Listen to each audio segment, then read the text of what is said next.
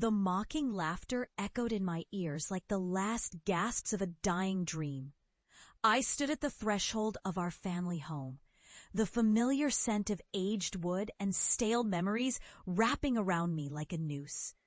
I could hear them inside, my mother's sharp voice slicing through the air, my father's derisive chuckle, reminders of the years I spent trying to convince them that I wasn't insane, that my obsession with parasitic entities wasn't a flight of fantasy. Ha! Look at him! My brother's voice rang out, dripping with scorn. The expert on imaginary bugs? I clenched my fists, feeling the weight of my research pressing down on me like a grave. I was no longer the delusional failure they once thought I was. No, I was now someone who had faced horrors that would drive most people mad. Someone who cataloged the dark truths of our world. But standing here, the echoes of their ridicule still stung like fresh wounds.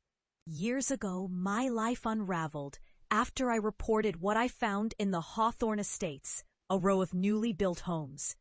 I discovered infestations of things that should not exist, entities that thrived in the shadows, feeding off the very fabric of reality. They laughed then, just as they laughed now, as I turned my back on a career I loved, a career that had turned into a nightmare of disbelief and scorn. "Let's see what he drags in this time," my mother said. The bitterness in her tone sharper than it had ever been. Maybe he's brought us a new delusion. With a deep breath, I pushed the door open. The hinges creaked, announcing my return like a ghost haunting its own grave. Their laughter died in an instant, replaced by an unsettling silence. I stepped inside, the familiar peeling wallpaper and the dim light of the living room feeling like a time capsule of my past. They stared at me. Their expressions a mixture of disbelief and something else. Fear. I had changed. My eyes burned with the knowledge of what lay beyond our understanding, and the shadows of the things I had faced clung to me like a second skin. "Don't you dare come in here with your nonsense," my father growled, the familiar anger sparking in his eyes. I could feel the tension tightening around us like a noose. "I'm here to show you," I said, my voice steady but low. "The truth. You all need to see it." With that, I pulled out my collection, a series of vials containing the remnants of the parasites I had encountered. They shimmered under the dull light, writhing with unnatural energy, their forms shifting and twisting. For a moment, their eyes widened in horror, the realization creeping in that my obsession had borne a dark fruit.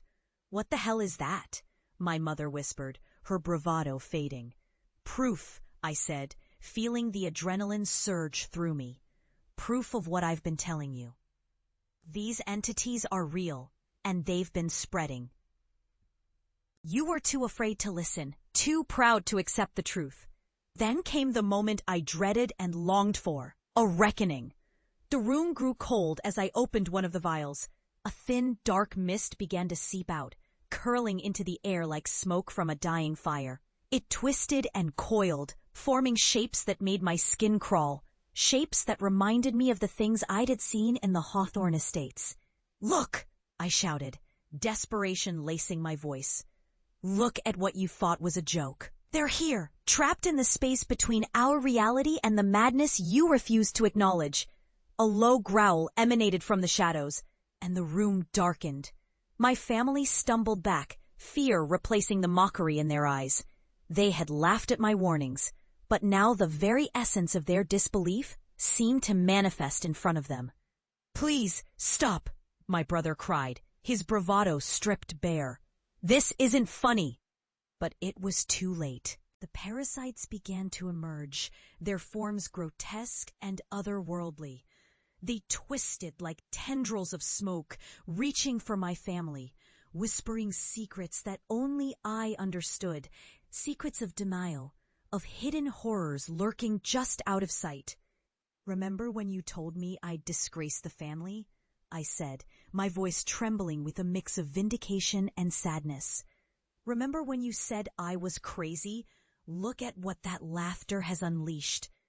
The room erupted into chaos. My father backed into a corner, my mother's face drained of color.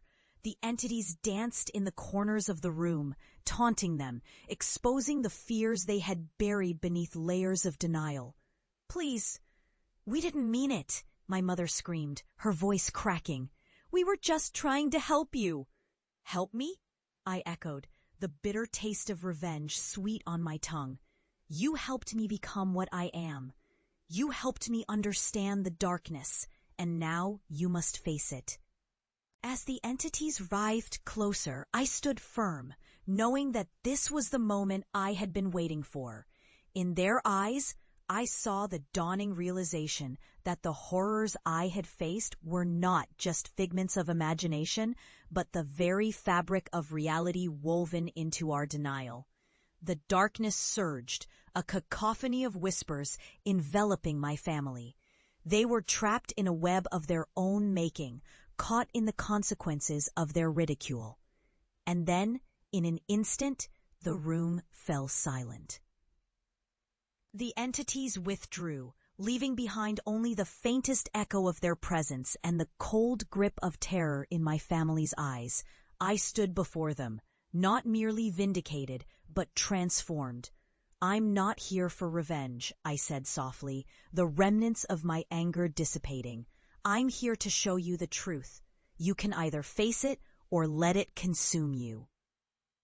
As I turned to leave, I felt the weight of my journey settle on my shoulders, one that had taken me through the darkest corridors of understanding, one that had revealed the sinister undercurrents of our world. I had survived what they could not fathom, and I would carry that burden alone. Behind me, their whispered apologies echoed in the silence, a haunting reminder of the cost of disbelief.